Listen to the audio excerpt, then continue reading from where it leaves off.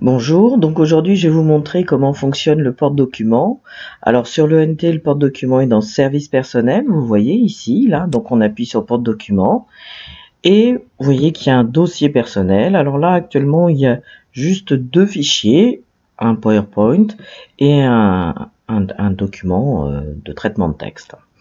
Alors là pour l'instant on n'a pas encore trop utilisé le porte-document, mais avec le travail à distance, bien entendu, vous allez être amené à récupérer beaucoup de documents que vous allez mettre dans votre porte-document. Donc si vous ne gardez cette organisation-là, ça va pas être bon. Il va falloir plutôt organiser dans différents fichiers, différents dossiers, et vos fichiers, il faut les mettre dans des dossiers. Alors le plus simple, c'est par matière. Donc vous voyez que c'est très simple. Vous voyez que là, il y a un bouton ajouter un dossier.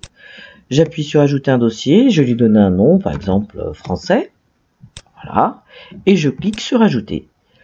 Le dossier est ajouté, et vous voyez que le dossier, là, quand je sélectionne, ça se met en gras. Je peux me dire aussi que français, je vais peut-être avoir des sous-dossiers, conjugaison, grammaire, donc je peux dire, je vais créer un sous-dossier, donc je sélectionne français, en gras, et j'appuie sur ajouter un document, et là, je vais écrire conjugaison, voilà, par exemple, et je clique sur ajouter.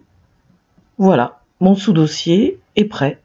Donc là par exemple je peux aussi le renommer. Vous voyez que là par exemple à conjugaison j'ai oublié le C majuscule. Alors vous voyez, on voit bien ce qui est sélectionné. Donc ce que vous voulez modifier, il faut que ça soit en gras.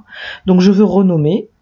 Eh bien c'est simple, je clique sur renommer, et là je vais juste modifier mon C, mettre un C majuscule. J'ai plus qu'à cliquer sur renommer. Voilà. Donc je peux faire exactement la même chose pour un fichier. Je peux le renommer par exemple ici. Là vous avez planning des révisions pour le brevet qui a été donné par un professeur. Je peux le renommer en ajoutant. Alors je fais attention parce que vous voyez que là il y a une extension du fichier qu'il faut pas retirer. Et puis je peux rajouter mon prénom. Alors je vais mettre voilà par exemple mes initiales. Voilà, j'ai plus qu'à cliquer sur renommer. Mais faites bien attention quand vous renommez de ne pas retirer l'extension. Voilà, donc je renomme, voilà, c'est fait, et on voit bien qu'il est comme ça.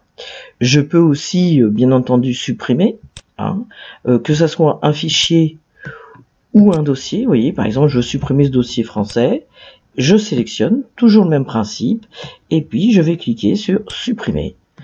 Il me demande une confirmation, je supprime. Alors vous voyez que je peux aussi annuler si je fais une mauvaise manipulation. Voilà, ça y est, le dossier est supprimé. Je peux bien entendu ajouter un fichier. Alors, ajouter un fichier qui est par exemple sur mon ordinateur, donc je clique.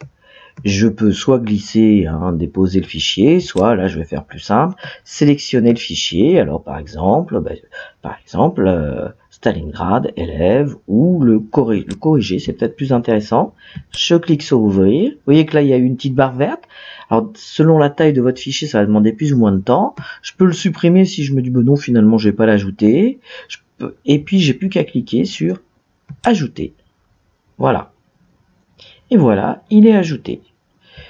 Donc comme je peux supprimer un dossier, je peux aussi supprimer un fichier. Voilà, je supprime le fichier. Alors il faut faire attention à la gestion de votre espace, parce que là vous voyez, là, il y a la zone de stockage. Donc là elle indique que seulement 1% est utilisé, mais là avec le travail à distance il va y avoir obligatoirement une augmentation. Donc il faut songer à supprimer les documents qui ne sont plus utiles. Voilà. Donc vous voyez que vous avez des choses assez simples. Je peux aussi télécharger tout le dossier. Là, comme je peux télécharger un fichier, quand je me positionne ici, voilà, je peux télécharger le fichier et le mettre sur mon ordinateur. Hop, voilà. Au moment où je veux le télécharger sur mon dossier, vous voyez que là, il y a le nom du fichier. On peut me proposer de l'ouvrir. Alors moi, j'ai Word, mais vous pouvez avoir aussi LibreOffice, ou de l'enregistrer. Alors le conseil que je donnerais quand c'est un document, c'est quand même plus simple de l'ouvrir, parce qu'après vous pouvez l'enregistrer exactement où vous voulez dans le dossier sur votre ordinateur. Parce que enregistrer, il faut que vous connaissiez le dossier par défaut que votre navigateur utilise pour enregistrer les fichiers, ce qui est souvent un petit peu délicat. L'ouvrir, comme ça permet de vérifier, voilà, annuler.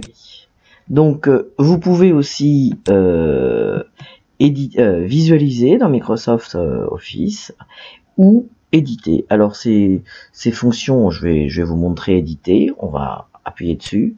Voilà. Donc on attend, hein, il faut être patient, hein, bien souvent. Voilà. Vous voyez que là, il n'est pas encore affiché puisqu'on n'a pas notamment tous les onglets en haut. Voilà. On attend. Et puis va apparaître des informations ici. Alors tant qu'elles sont pas là, c'est que la page n'est pas complètement chargée. Donc on va avoir différentes informations et notamment vous allez voir que effectivement c'est très facile. Donc là il y a le titre du document, c'est marqué que c'est enregistré dans le NT, et puis il y a votre nom, hein, qui est marqué ici, et et on peut retourner effectivement dans le porte-document sans aucun problème. On peut modifier le document, hein, modif, voilà. Vous voyez que là en haut apparaît enregistrement en cours. Voilà. Donc ça veut dire que c'est en train d'enregistrer. Je vous déconseille de laisser bureautique en ligne sans taper dessus, puisque ça se déconnectera. Donc voilà, alors bureautique en ligne, ça sera pour un autre tutoriel que vous découvrirez plus tard. Mais vous voyez que je peux retourner dans mon porte-document. Il suffit de cliquer sur porte-document et me voilà à nouveau ici. Voilà, c'est fini pour aujourd'hui. Donc il vous reste bien d'autres tutoriels à découvrir. Je vous souhaite une bonne fin de journée. Au revoir.